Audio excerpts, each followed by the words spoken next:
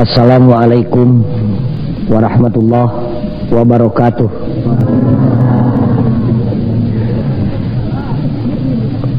Innal hamdalillah usalli wa usallimu ala Rasulillah Muhammad ibn Abdullah wa ala alihi wa sahbihi wa mawalah. Asyhadu an la ilaha illallah wahdahu la syarikalah wa asyhadu anna Muhammadan abduhu wa rasuluh. Ayyuhal hadirun ittaqullah haqqa tuqatihi wa la tamutunna illa wa antum muslimun. A'udzu billahi minasy syaithanir rajim. Inna anzalnahu fi lailatul qadr wa ma adraka ma lailatul qadr. Lailatul qadri khairum min alfi syahr. Dina ieu pangaosan disebat nama nuzulul Quran bari tafarukon para santri. Tapi simkuring moal langsung nyarioskeun ngabahas masalah lungsurna Al-Qur'an. Sugan kabujeng waktosna eta mangke bae dipengker. Ayeuna mah urang nyobi-nyobi luyu sareng ukuran simkuring dongkap ti dayeuh ka dieu panyawat urang dieu peryogi disuntik ku bahan nu parantos ku simkuring disayogikeun. Nyaeta urang nyoba-nyoba ngabahas masalah ridho, tangtuna ge ridho Allah. Sababna simkuring ngabahas masalah ridho anu kahiji mah tangtu bae bongan tadi ge diaos la ilaha illallah la maksuda illallah. Teu aya hiji tingkah laku jeung teu aya hiji nawaitu nu dilakukeun ku jalmi mukmin muslim iwalti rek ngudag-ngudag garidoan Gusti Allah.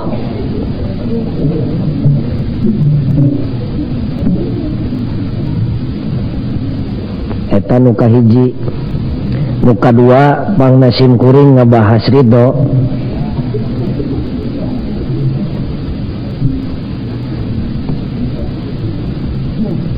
Patali aya nu naros kapungkur nalika simkuring ngajak nganjang ka nagara deungeun-deungeun.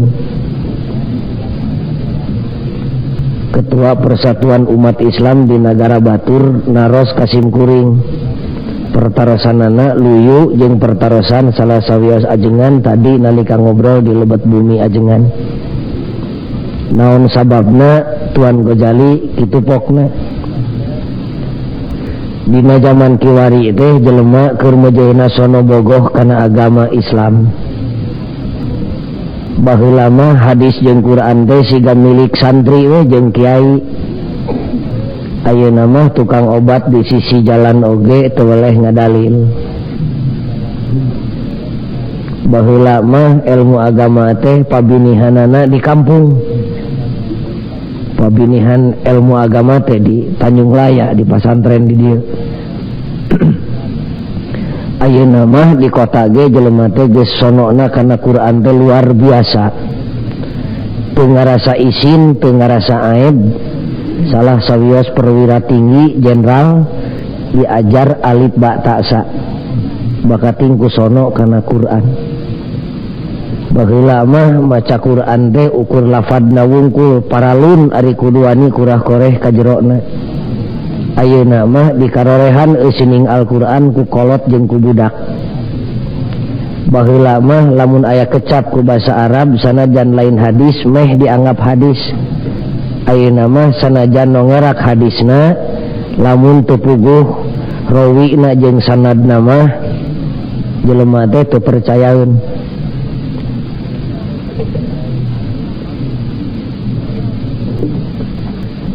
Tegasna dina danget kiwari teh jelema keur mejeuhna sono bogoh kana Quran.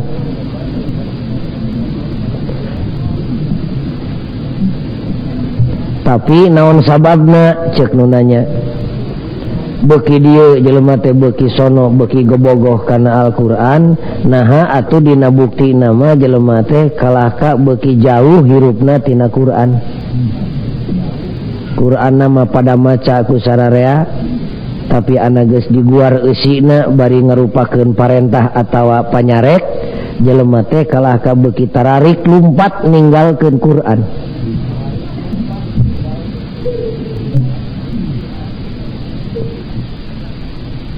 Eta pertanyaan nu kahiji.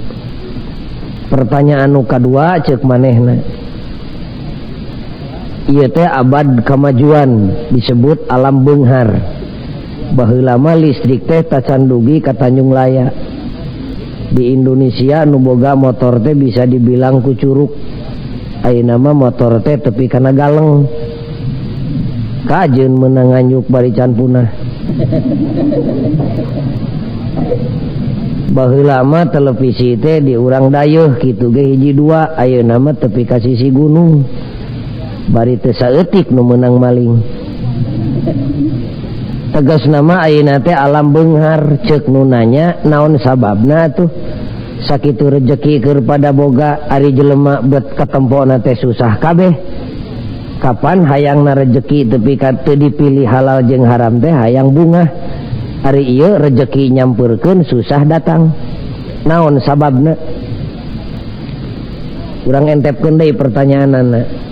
Ilmu agama beuki baroga sadayana, tapi jelema tambah jauh hirupna tina agama. Malah terutami di desa Pihariwangeun. Baheula mah urang kota teh pamiceunan kagorengan disebutna teh di kota tempat maksiat, ayeuna mah tibalik. Da di kota mah danget kiwari jelema nu tahajud jeung duha teh teu kaasup jelema getol. Da urang kota mah duha 8 rakaat teh biasa, tahajud 11 rakaat ngahiji jeung witir teh biasa. Di desa mah waktu kiwari duka da asana boro-boro tahajud, lohorna ge dihijikeun jeung asar.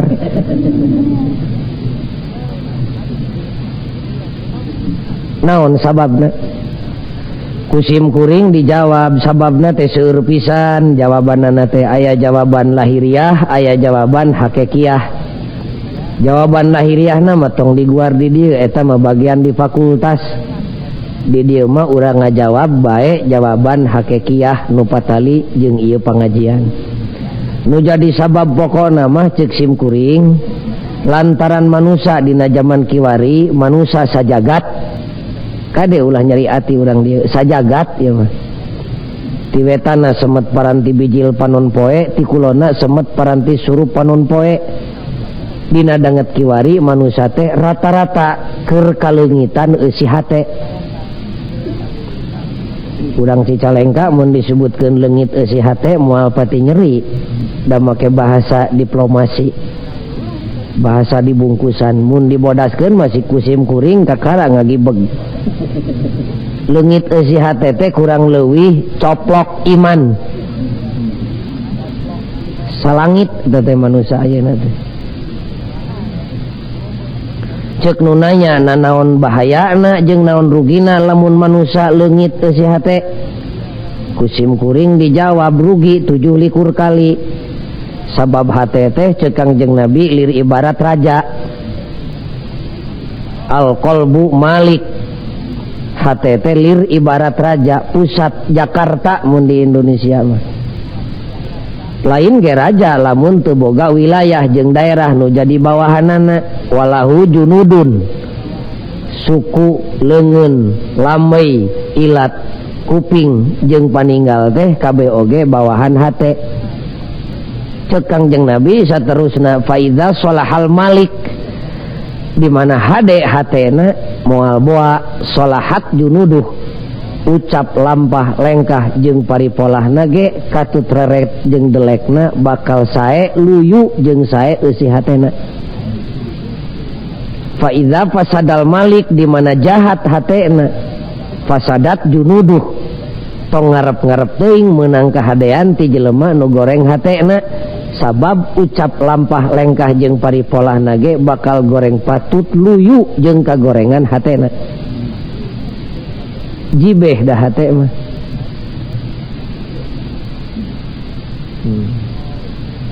Eta bahayana teh. hate jelema nu sakitu pentingna kosong tina eusi atuh ceuk setan lakadalah. Sabab nu butuh ku lemur matuh tempat padumukan teh lain jelema wungkul, setan ge butuheun. Ngan setan mah ngadegen lemurna teh lain dina Tegal, lain dina sawah. Tapi dina hate jelema setan keur neangan pilemureun ti baheula ret kana hate manusia kosong tina eusi ngeplak lir ibarat Tegal nu teu kadeuleu tungtungna ceuk setan lakadalah. Leut we ngaleut setan 2 batalion mamawa meteran dikapling we atuh hate jelema teh ku setan nyawayahna total jenderal hate jelema teh jadi kampungna setan. Lamun hate geus jadi lemurna setan ulah kaget leumpangna leumpang setan. Tarahayangeun leumpang lamun lain setan nu ngajakna. Panempok setan teu hayang nempok lamun lain setan nu nitahna. Pangdengena pangdenge setan teu hayang ngadenge teu betah we. Ceuli teh ngadenge maca Quran teh lamun lain setan nu nitahna. Barang dahar panitah setan teu hayang barang dahar lamun lain setan nu ngajakna. Quran digorowokeun dibaca jaba alus sorana jaba hade bacaanana jaba nyaho kana eusina da teu kadengeun teu betah we rungseb kana ceuli teh. Naon sababna? Kapan setan teu betaheun ngadengekeun Quran. Numawi kabarudak ngora bisi hayang nyaho eusi hate jelema entong tuang toong kana bujalna hese. Tempo we tingkah lakuna da tingkah laku teh gambaran tina hate. Tah numawi ulah cekcok teh bisi panitah setan eta teh cekcok teh. Kitu jawaban simkuring. Kanu nanya.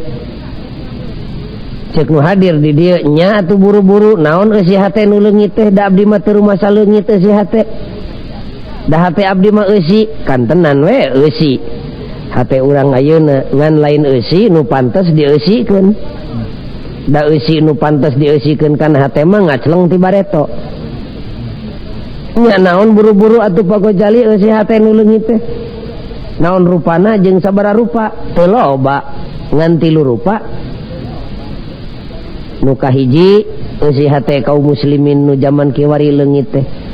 Raditu billahi robba hiji tah. Nu kadua wabil islami dina 2 tanu leungit teh. Nu katilu wabi muhammadin nabiyya wa rasula 3 tah. Ku kiai baheula masuk dituluykeun wabil qur'ani imama wa hukma berat teuing tapi kadinya mah 3 nu leungit teh. Kasim kuring aya nu buncelik harita keneh. Teu rumasa leungit pagojali 3 kecap nu tadi mah da abdi ge apal ti bubudak ge diajar. Ceuk sim kuring kan tenan we tina bibir mah teu leupas. Da ngacelengso teh tina hate. Nu matak abdi mah tina hate ge teu rumasa leupas da unggal poe ge diwiridkeun. Bisi nu hadir di dieu sami jeung nu nanya ka sim kuring kapaksa urang sundakeun bae tah raditu billah teh. Da loba jelema nu teu rumasa leungit dumeh katalar. Disagedengeun katalar kawasna bae teu rumasa leungit teh dumeh make basa Kangjeng Nabi. Ku basa Arab. Jadi teu karasa leungitna. Da asana mun disundakeun mah ebreh pisan leungitna teh. Mangga urang make bahasa Tanjung Laya. Raditu billahi robba nun Gusti. Jisim abdi pasrah, jisim abdi ikhlas, jisim abdi rela, jisim abdi ridho di pangeranan ku Allah. Geus leungit tepi kadinya. Encan da moal hadir ka dieu lamun teu ridho di pangeranan ku Allah. Nu mana atuh nu leungitna? Engke heula urang papai. Abdi Gusti ridho di pangeranan ku Allah. Pangeran nu mana? Pangeran nu ngaranna Allah. Kumaha dituna nun Gusti jisim abdi teu ridho ka bina-bina, bahasa kasar nama teu sudi abrig-abrigan mun nu mangeranan jisim abdi teh lain Allah, da abdi mah ridho sote di pangeranan ku pangeran nu ngaranna Allah. Allah nu mana? Nu ahad, nu ngan hiji-hijina teu hayang teu sing boga pangeran loba. Kumaha mun pasea pan pangeran teh gagah, pasea nu gagah mah bakal ucutan kabeh. Abdi mah ridho sote di pangeranan ku pangeran nu ahad, nu lam yalid walam yulad, nu teu anakan nu teu incuan, teu hayang teu sing boga pangeran nu loba anakna. Boro-boro loba boga anak hiji ge teu ridho. Rugi ibu boga pangeran nu boga anak mah. Usum urang barang penta da memehnya ka batur teh meureunnya ka anakna heula. Allah nu teu anakan nu teu incuan, nu la ta'khuduhu sinatun wala naum. Abdi mah ridho sote di pangeranan ku pangeran nu ngaranna Allah, nu tara kaeuntepan ku panyakit nunutan kajeun saeluk. Teu hayang teu sing boga pangeran nu sok sare. Rugi usum ngadoa abdi manehna keur malor. Da pangeran abdi nu ngaranna Allah mah tara kaancikan ku panyakit nunutan kajeun saeluk. Ruksak jagat mun Allah nunutan. Pan bejana Nabi Musa kungsi dicoba. Bisi maneh teu percaya jeung can yakin yen Allah tara nunutan, pek cekel Musa ta botol ku maneh ngantong sare. Pan nyekel botol teh Nabi Musa teh molotot atuh da jelema nya jurig dulu teh pan euteup kana tarang lain nunutan gebro we botol naragrag ceuk pangeran tah tempo mun kami nunutan saluk ucutan jagat.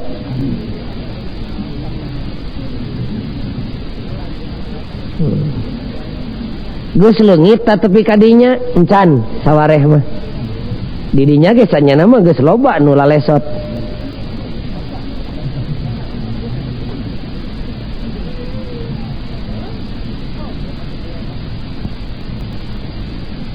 Enggak, udang terakhir. Anu mana atuh pagojali nu leungitna? Ke karek tah hiji.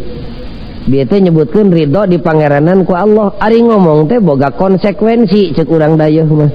Boga akibat cara dahar ngomong teh. Di mana dahar seueuh aya akibatna, WC bagianana. Cara sare dahar teh. Di mana lalaki sare jeung awewe aya buahna bareuh beuteung.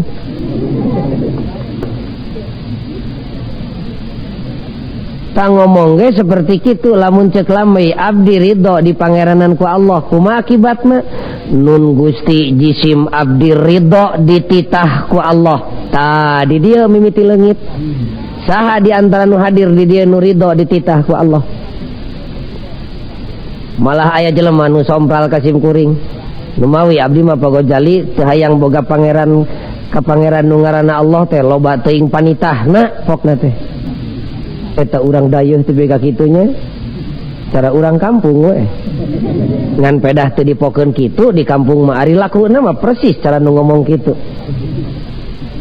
Abdi mah pokna teu hayang boga pangeran ka pangeran nu ngaranna Allah teh loba teuing panitahna nitah itu nitah ieu ceuk sim kuring babari mun anjeun mung di pangeranan ku Allah babari ka bina-bina geura ngacleng geura nyingkah ulah aya dina jagat kagungan Allah jig teangan sugan aya sajengkal mah bumi langit nu lain nu Allah ieu mah ari cicing di jagatna betah usum dititah ku nu bogana kalah ka ngajebian kapan teh cager tah mah model kaum ibu lamun embung dititah ku salaki entong cerewet dicaritakeun di unggal imah ngewa ih bapak budak mah di imah teu kaur cicing nitah nganyuk rokok nitah mencetan nitah naeur cai loba panitahna tong dicaritakeun kitu ngewa era neuteuk curug dina tuur tah mah cumun nu mawi abdi mah mung dititah ku salaki teh babari mun mung dititah ku salaki geura menta diserahkeun dageus diserahkeun ge moal dititah sok aya jelema nu nitah popotongan tara aya ieu mah dipihukum ku salaki hayang ka bina-bina malah salaki sore-sore dangdan meusan ge deka mana ujang bapak sia teh sieun direbut batur ari usum ditita dicaritakeun diunggal golodog teu cereg teh cicing dina jagat kagungan Allah betah kabina-bina usum nu bogana nitah jeung nyarek kalah ka ngalawan saha jelema nu teu betah cicing di alam dunya cirina dina alam dek nyampurkeun kana kamajuan teh jelema teh beuki betah di dunya teh sieun paeh teh dititah balik ku nu bogana teh sieun kabina-bina mangkaning bakal dititah balik teh sararea oge sedengkeun Allah mah di mana nitah balik tara meunang ampun kamari di ditu aya nu paeh da teu beurang dicarek ku sim kuring cenah teh tong waka atuh mang ngoloyong we terus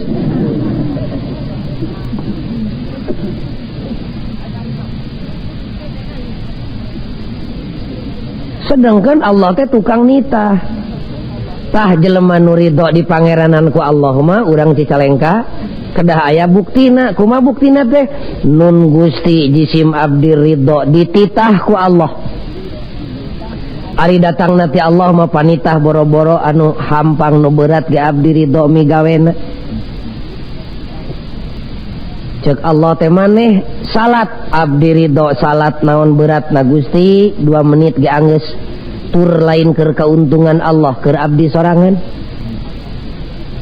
cek Allah teh zakat atuh maneh abdi ridho ngaluarkeun zakat da rezekina ge lain nu abdi kagungan Allah untung teu nitah dibikeun kabeh ge teu pira nitah ngaluarkeun 10% tina tani kitu ge mun teu dihakan hama wereng kajen sawahna puluhan hektar ari ludes hasilna mah pan lain abdi nu kudu ngaluarkeun zakat malah abdi nu kudu narima da eueuh beratna sanyana mah panitah Allah mah lamun urang sadar mah bari daek mikir cek Allah teh puasa atuh maneh abdi ridho puasa naon beratna Gusti teu pira sabulan dina sataun untung teu nitah ninggalkeun dahar beurang jeung peuting ge ieu mah ukur sabulan dina sataun bari teu beurang wungkul hakikatna mah minahkeun barang tuang siang ka wengi naon beratna mangga ridho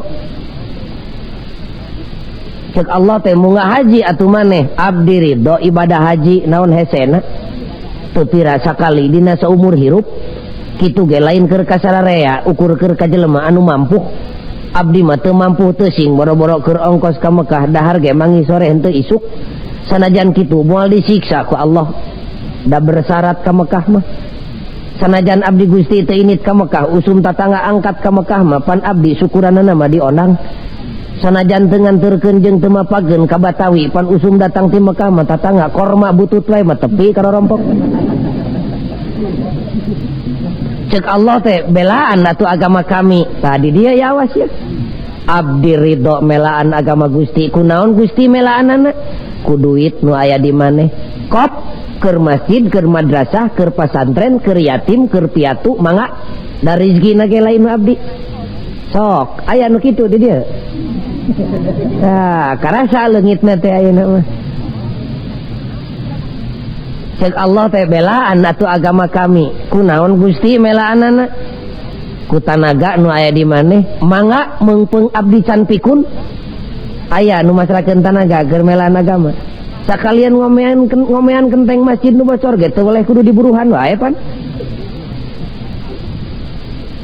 cek Allah teh belaan atuh agama kami kunaon Gusti melaanana ku ilmu nu aya di maneh mangga meungpeung abdi can pikun belaan atuh agama kami kunaon Gusti ku nyawa nu aya di maneh heug di mana jeung iraha paehna tepi ka amis nying hareupan paeh teh tadi dia nu ridho leupas nyawa melaan agama Allah asana eueuh gamarna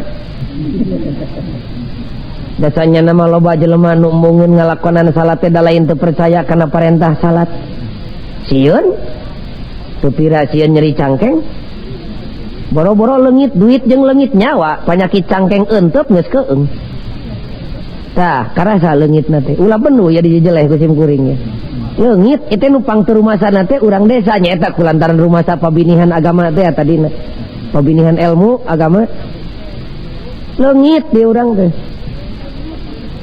leungit pisan Sayyidina Hamzah tepi ka amis keluar isi beuteung teh pan kungsi Kangjeng Nabi ngawitanana ngimpen heula keluarga kami bakal aya nu jadi modal pangheulana dina ngabelaan agama. Tapi ka usul pan Sayyidina Hamzah mun tiasa mah ya Rasulullah usulkeun jisim abdi wae nu pangpayuna. Tapi ka kitu Sayyidina Hamzah teh anu dijarahan ku urang di Uhud sim kuring kapungkur tuh sareng Mang Haji jarah dirinya ngingak jelema teh urang Indonesia teh calon jamaah haji anu di Madinah di payunan Rasul jeung di payunan Uhud teh ngingak cedek kunaon Mang mani cerik teh ka bina-bina teuing ngangres abdi ningali suhada mulia Sayyidina Hamzah wani nurutan kitu wantun cek sim kuring sanyana sumuhun di dieu wani sote meureunya da tepi ka Indonesia mah boro-boro wani kitu bet nurutan nyuguhan semah gitu pati hayang pan huap semah teh dikontrol unggal kecap jeung unggal huap mangga bari direretan bobokona bisi dekok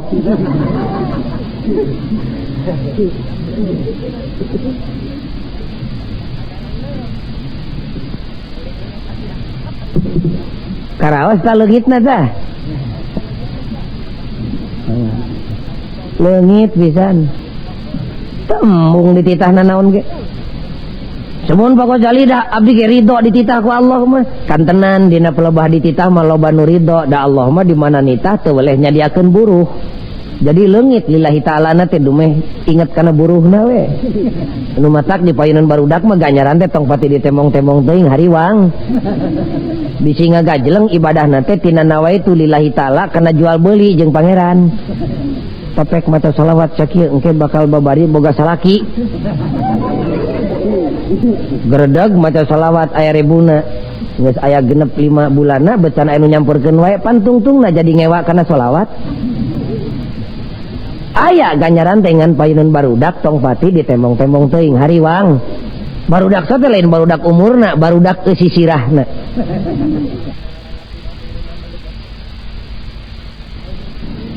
kaum muslimin anu mulia jadi cirina jelema nu ridho di pangeranan ku Allah mah ridho dititah sumuhun lah ridho abdi ge dititah mah teu kaci teh lamun teu ridho dicarek sedangkan Allah lain wungkul tukang nitah tukang nyarek ka jelema nu ridho di pangeranan ku Allah mah nun Gusti jisim abdi ridho dicarek ku Allah asal Allah we nu nyarekna boro-boro karena perkara nu pait sanajan amis ari Allah manu nyarekna abdi ridho ninggalkeunana aya ridho dititah jeung dicarek ya sim kuring ge gambarna cek kaum ibu teh abdi teh resep Gusti ari nyaritakeun mitoha teh nyada awewe mah di mana-mana jeung mitoha teh siga ucing jeung beurit nya lamun teu nyaritakeun kegorengan mitoha samenit teh awewe mah lolobana tepi ka oyak bibir teh awewe di dayeuh mah ari di kota mah teu kabilang nu kitu teh di desa mah di kota mah ukur nurutan urang desa resep abdi teh nyaritakeun kagorengan batur teh kitu sote Gusti sugan teh teu dicare ku Allah gening ayeuna mah tos terang abdi teh yen kalakuan kitu teh dicare ku Nu Maha Suci abdi ridho ngeureunkeunana cek barudak lora teh abdi teh resep Gusti nginum arak teh sarisa seloki mah 2 seloki hayang ngajaran jadi jelema teu ecreug abdi teh 2 menit mah nya kapan mabok teh teu ecreug jaing geus cager eta jelema mah hayang ngajaran teh cager di Bandung mah Gusti nu agung Gusti tapi ka kitu da meujeunna atuh di Bandung mah pan ilmu agamana ge pangirim ti kampung sanes ngan lamun di kampung aya nu kitu kabina-bina eta mah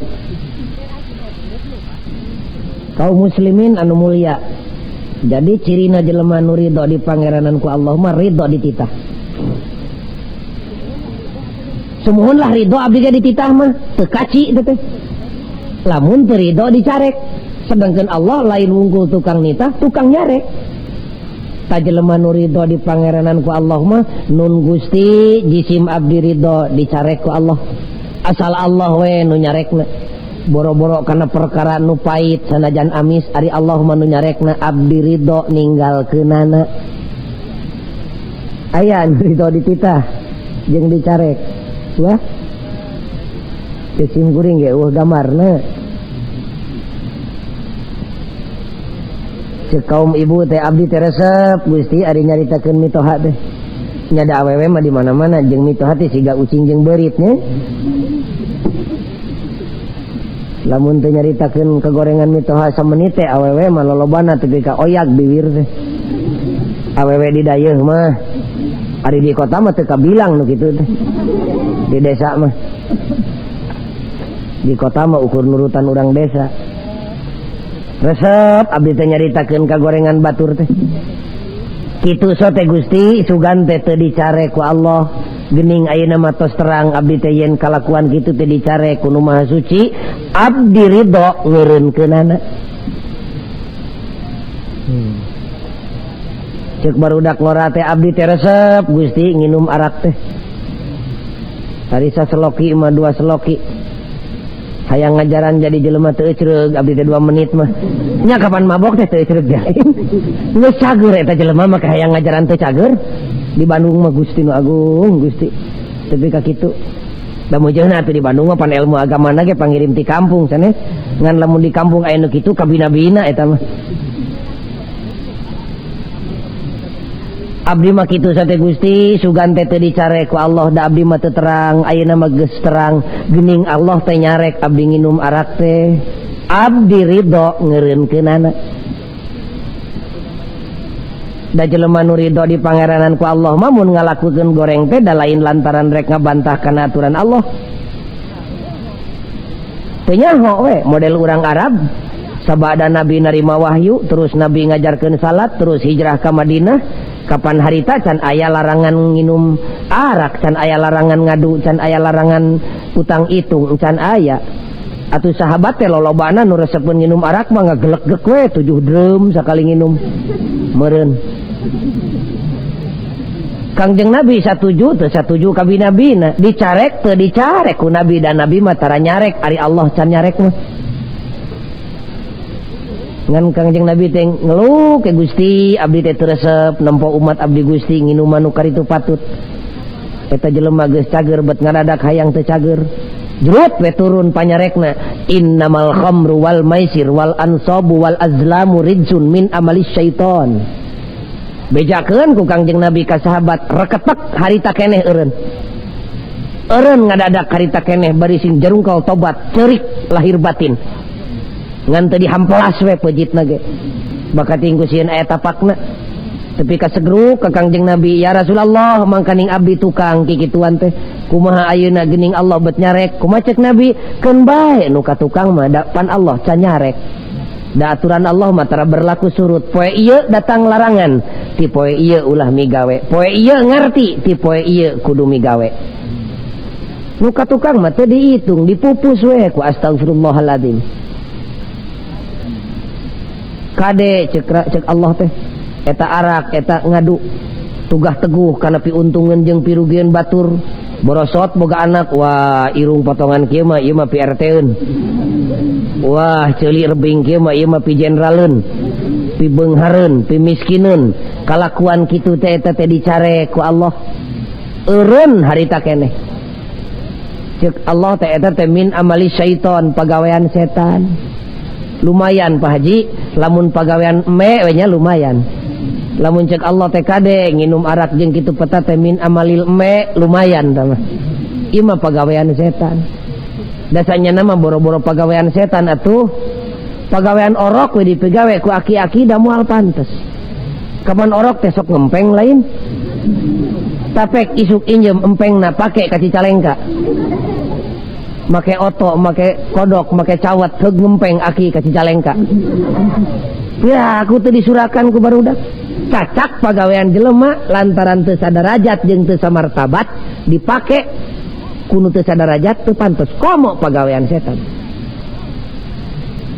lamun dina hate geus boga modal ridho dititah ridho dicarek ku Rabbul Alamin kadituna mah babari dina hirup kumbuhna mah cek basa urang kotana mah dalam konteks sosial mudah sekali gampang pisan dina hirup kumbuhna mah eta mah eueuh bedana cara mobil we dina greg hayang gancang mah prekeun mesin lepaskeun persneleng tinggal kuat we nyekel setir tepi kalimbangan ngagorolong tah mah babari teu kudu capek hansip mambatahan teu kudu polisi ngudag-gudag jelema nu teu ecreug, teu kudu ajengan tepi ka ngorok ngajak bager jeung nyarek salah. Eta mah karinoelan jelok ditoel jelok kana hideng teh babari. Babari kumaha? Kari ngagorolongkeun, da geus boga modal ridho dititah ridho dicarek. Kumaha kadituna? Nun Gusti jisim abdi ridho nyarek batur. Nu hadir di dieu ridho nyarek batur. Ridhonya nyarek manaon susahna. Ridho di pangeranan ku Allah mah lain ridho nyarek batur wungkul, tapi ridho abdi Gusti dicarek ku batur. Asal nu nyarekna we bari panyarekna cocok jeung dauhan Gusti Allah. Boro-boro bijil ti jelema tangkal kai nyarek salah ka abdi didenge ku abdi. Asal eta omonganna cocok jeung dauhan Allah. Boro-boro bijil tina sungut jelema tangkal kai oge digugu. Pan urang mah lain lamun budak negor ka kolotna teh bah eta teh lepat abdas kitu peta teh cucungik sia budak ololeho pan kitu lin. Tara kitu jelema nu ridho di pangeranan ku Allah mah. Ridho pisan. Boro-boro bijil tina bibir jelema kajen bijil tina bujur hayam ari endog rontok. Kajen bijil tina bujur widadari misalna ari hitut cocokan irung. Ngan moal aya widadari hitut. Dah suci tama. Ridho nyarek ridho dicarek, ridho negor ridho ditegor. Abdi Gusti ridho narima pamere ti batur. Ridho ibu dibere ku batur. Ridho naon susahna nangkarakeun leungeun. Teu kaci teh ridho kieu wungkul mah kudu ridho kieu. Abdi Gusti ridho dibere batur, abdi ge ridho mere batur. Abdi ridho narima pamere, abdi ge ridho ngaluarkeun perkara pikeun kabungahan batur. Abdi ridho nyalahkeun batur, abdi ge ridho disalahkeun batur. Asal nu nyalahkeunana bari nyalahkeunana teu patukang tonggong jeung dauhan Allah Rabbul Alamin. Sok pilihan dah aya nu nyesa dina hate hiji mah. Asana mah ludes asana mah. Ningali gamarna siga kieu mah. Dah hadir ka DG tadi sim kuring sakitu jauh paneula sim kuring beda sajam jeung mustamina teh. Ari dalilna mah loba kunaon telat, lumawi telat tarawehna di abdi mah. Sumuhun lah pagojali cerewet-cerewet deing enjing mah abdi ge bade ridho seperti nu bieu teh ya. Nya hatur nuhun peubeurieun ridho ti bareto encan. Niat-niat atuh ti ayeuna. Nya edek isuk mah waspada ka para santri. Sing jadi mubalik nu mampu engke mereskeun masalah ieu.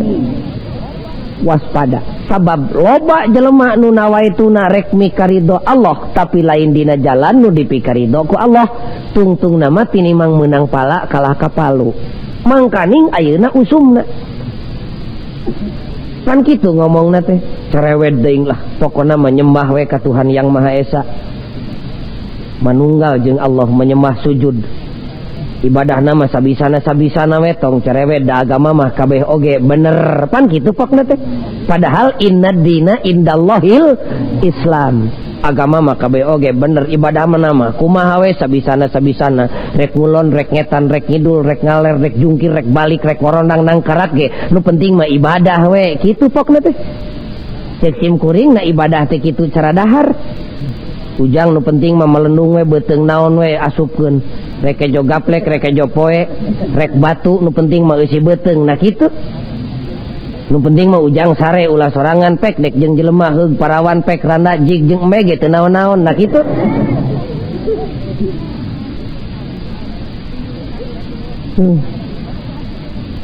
Cuman kada kumaha tuh abdi ari rek mikaridho Allah teh supaya dina jalan nu dipikaridho ku Allah ulah keung Jut we pangeran nurunkeun agama pinilih menang milih anjeunana ceuk pangeran teh ulah ragu-ragu yeuh innad dina indallahil Islam bubrag we lungsur agama Islam ceuk pangeran teh bisi maneh rek mikaridho kami kade ulah kaluar dina jalan nu dipikaridho ku kami nyaeta agama nu menang milih kami Islam ngaranna anak gubrag teh Islam lungsur ke alam dunya katarima ku jelema nu geus boga modal dina hatena ridho di pangeranan ku Allah ridho dititah jeung dicarek teu hararese datangna Islam teh dirawu dipangku dipikasono dipikabogoh disambut ku lahir jeung ku batin ku macet bibirna wabil islami dina Osok aya nu nerangkeun kieu teh osok tara. Cek bibirna teh wabil islami dina. Kumaha cek hatena? Nun Gusti jisim abdi ridho di agamaanku Islam. Kumaha kadituna? Abdi ridho dititah jeung dicareku Islam. Ari agama Islam mah nu nitah jisim abdi boro-boro nu hampang sanajan berat abdi ridho migawena. Ari bijil tina agama Islam mah boro-boro nu amis sanajan boro-boro nu pait sanajan amis karasana ngeunah ku abdi. Lamun agama Islam nu nyarekna abdi ridho ngeureunkeunana. Mangkaning agama Islam teh agama nu pangcerewedna, jaba cerewed teh colonos. Cara ucing ari asup teh tara bebeja. Agama Islam ge kitu. Colonos ka mana-mana nutur-nutur di mana amprok jeung salah teu pilih bulu teu panca kaki teu ka santri teu ka kiai teu ka kopral teu ka jenderal mun katempo salah kontan nyarek. Ih ngeunah we dari ridho kanu ngirimna. Ari pangirim tinu dipika ridho mah tinu dipika cinta boro-boro perkara anu ngeunah nu teu ngeunah ge ngeunah we tinu dipika cinta mah. Pamere ti ka bogoh ngeunah we. Pan ieu aki-aki nu hadir di dieu teh piraku keur ngora mah teu kungsi bobogohan nya. Ngan beda bobogohan kolot baheula jeung budak ayeuna. Da kolot baheula mah bobogohanna teh paling minangka pang royalna teh dina antara galeng jeung galeng. Siligupai ku carecet baheula mah.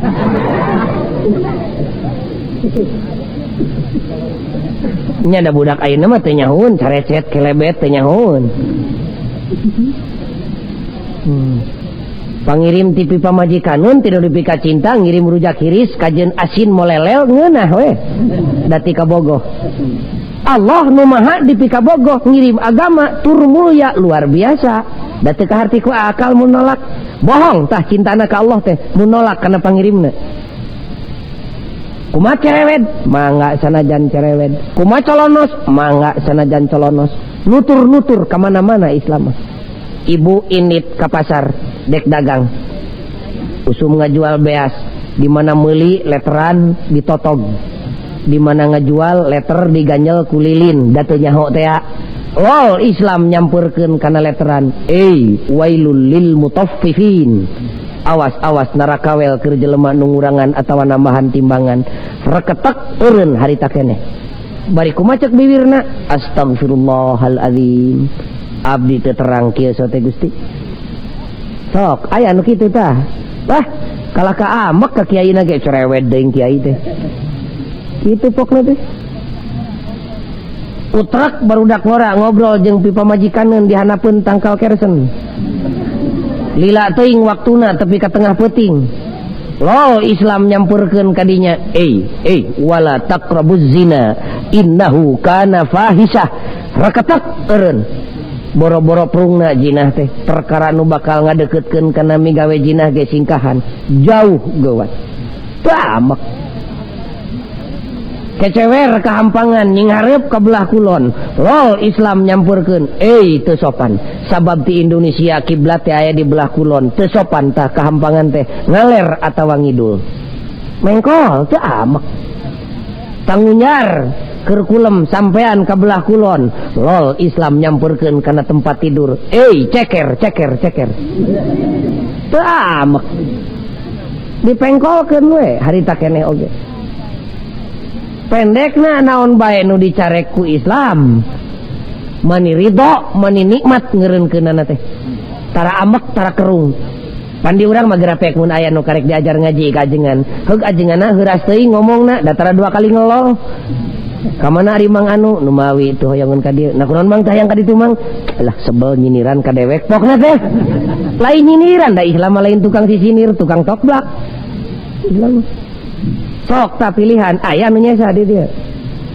Keheul atuh da. Mani agul dumeh baheula pasantren aya di desa pugu ayeuna desa nu pangheulana ruksak.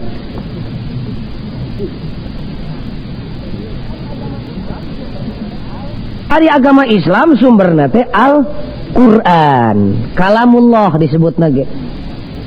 Lain dahareun memeh kuat, lain kalieun memeh aya tanaga, lain teu leumaneun memeh boga parabot.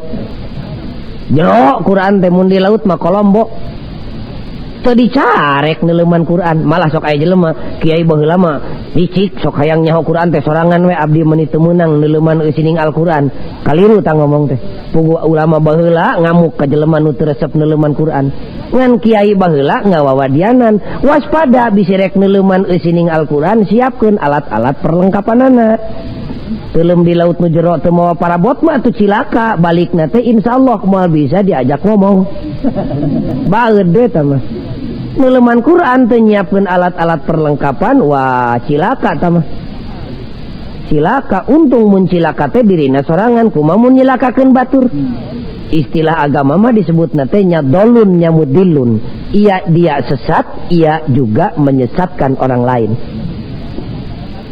Mengkaning ayeuna mun nigara gabah barabari ngajawab depan seurnya pertarosan-pertarosan gini. Kana surat kabar, kana majalah, kana radio, sapelemna we ngawalerna teh. Ku kira-kira teh ya. Semua ulah diteuleman, teuleman. Tapi awas alat-alat perlengkapanana. Naon alat perlengkapanana? Teu loba nu pokok mah dua, hiji sadiakeun iman anu kuat. Kedua, sadiakeun ilmu anu padat supaya ngabalukarkeun amal anu hebat. Neuleman Quran eueuh parabot nu bieu cilaka, boro-boro eueuh duanana leungit hiji we bahaya. Ilmu nama nyampak ngan iman leungit dek neuleman Quran bahaya ta jelema teh. Bakal pinter ngadalil ngan hirupna teu cocok jeung dalil. Naon nu kitu ngaranna? Tukang tipu. Imanna mah aya kandel ngan eueuh ilmuan eta ge cilaka. Naon sababna? Sanajan iman kandel lamun eueuh ilmu eueuh pager keur mager iman. Kumaha kadituna? Eta jelema pihariwangeun bakal gampang ditipu. Saha we nu ngajak bakal nuturkeun. Imanna mah kandel tahajud teu tinggal duha komo. Yo lecek incuna nini geuning batur mah salat asar teh ayeuna teh geus jadi 10 rakaat. Ih hayu kumaramena we. Nini ada batur mah ti mangkukna geuning salat teh geus ngarep ngetan, ari maneh cekcok teuing tong gujrud urang nuturkeun batur we, urang cilaka. Siapkeun iman anu kuat, ilmu nu hebat ngarah jadi amal anu manfaat. Sumunda atuh abdi mah hiji-hiji acan pagojali heug hayang neuleman Quran teh entong keung. Sabab diturunkeunana Quran teh lain diawurkeun kitu bae tapi dibikeun ka jelema nu meunang milih Allah, bari dibere kalungguhan salaku nabi, dibere tugas utusan Allah jenenganana Muhammad Rasulullah sallallahu alaihi wasallam. Gubrag gue ceuk pangeran teh Muhammad tepikeun Al-Qur'an ka umat maneh, tetelakeun eusina contohan ku anjeun migawena. Anak gubrag teh Kangjeng Nabi lungsur ka alam dunya teu hararese, da dina hate geus boga modal hiji ridho di pangeranan ku Allah, dina harti ridho dititah jeung dicarek. Dua, ridho di agamaan ku Islam, dina harti dititah jeung dicarek. Anak gubrag teh Kangjeng Nabi teu hararese, dirawu dipangku, dipika sono, dipika bogoh, dipika cinta lahir batin, disambut ku lahir jeung ku batin. Kumaha ceuk bibirna? Wa bi Muhammadin nabiyya wa rasula. Kumaha ceuk hatena? Nun Gusti jisim abdi ridho dinabian ku Muhammad Rasulullah. Nun Gusti jisim abdi ridho dititah jeung dicarek ku Kangjeng Nabi.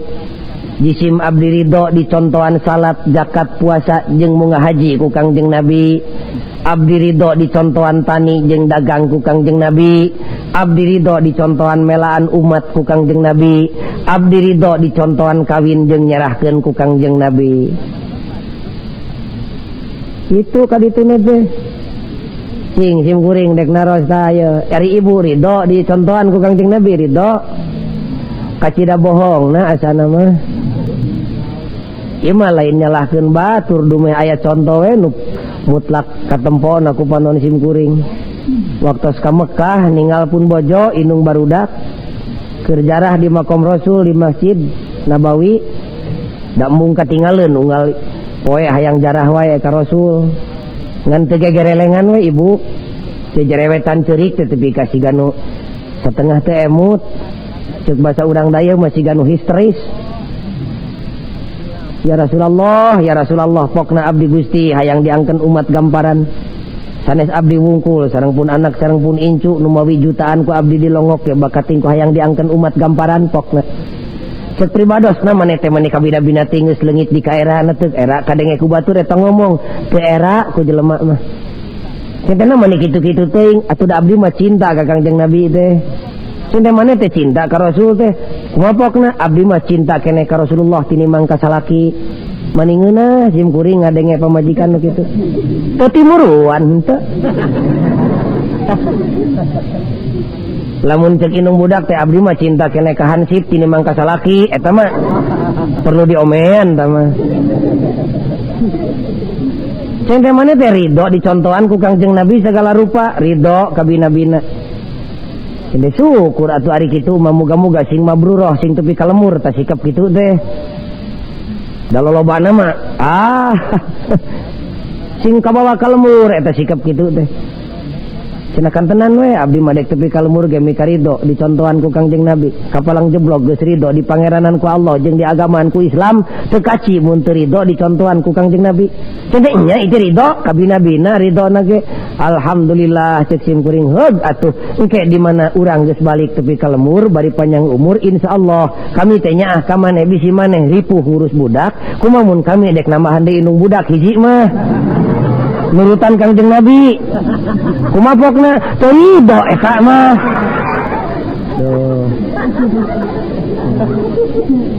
Seujreugna teh nya bohong. Dah di dia awewe nu ridho di kitu. Da eta teh musuh awewe.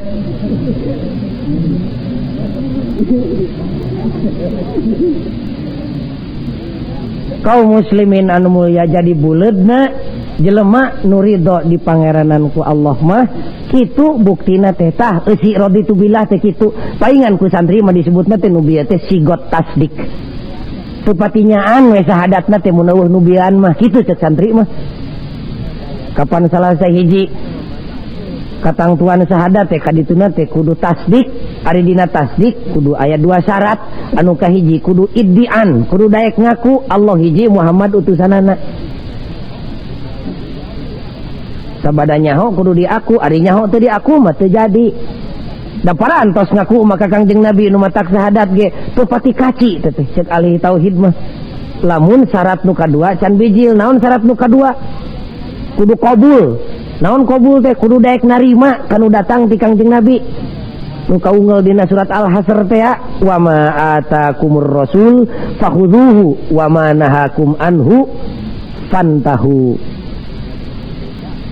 itu anu mawi disebut buktina jelema nu iman sidik anu bener-bener iman teh bijil tina bibirna teh raditu billahi rabba wa bil islami dina wa bi muhammadin nabiyya wa rasula eta teh ikrar para sahabat dina nalika haji wada itu teh nu mawi meungpeung tengah peuting ye memeh ngeusan ngajina sok sing ikhlas ulah heureuy sok urang baca jeung sim kuring bareng bismillahirrahmanirrahim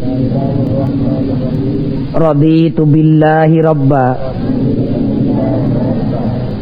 wa bil islami dina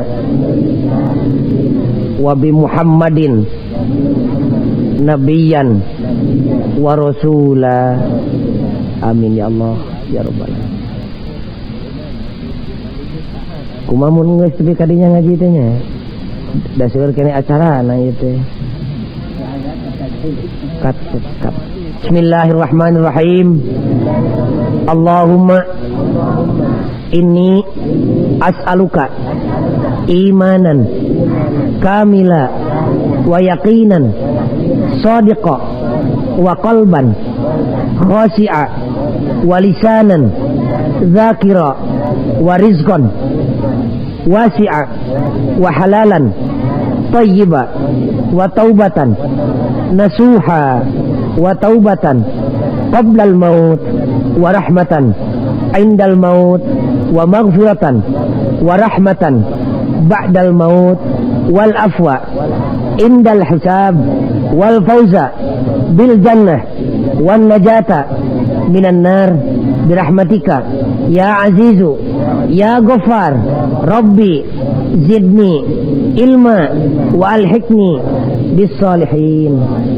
amin ya Allah ya rabbal alamin. doa pergi tawaf teh eta teh mah nyapan loba anu can apalnya bari teh ka Mekah teh rusuh teuing pan ka Mekah na can apal di kodoan we ayeuna ta doa anu bieu Rabbana atina fid dunya hasanah wa fil akhirati hasanah wa qina adzabannar wassalamu alaikum warahmatullahi wabarakatuh.